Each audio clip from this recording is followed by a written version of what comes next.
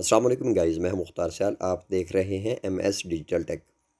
آج ہم جاننے والے ہیں کہ ونڈو کی ڈیٹیل ہم کیسے جان سکتے ہیں پی سی یا لیپ ٹاپ پہ۔ تو اس کے لیے ہمیں ٹائپ کرنا ہے WINVER، انٹر پش کریں گے، ڈیٹیل ہمارے سامنے شو ہو جائے گی۔ یہ تھا سٹیپ نمبر 1۔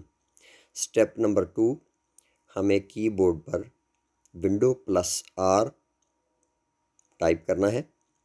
یہاں پہ ہم نے سرچنگ میں لکھنا ہے سیم WINVER، اوکے پش کریں گے، ونڈو کی ڈیٹیل آ گئی۔ سٹیپ نمبر 3،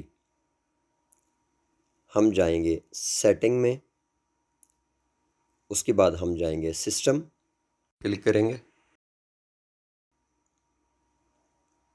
اور یہاں ڈیٹیل میں لاسٹ پہ پڑا ہوا ہے اباؤٹ، انٹر کریں گے۔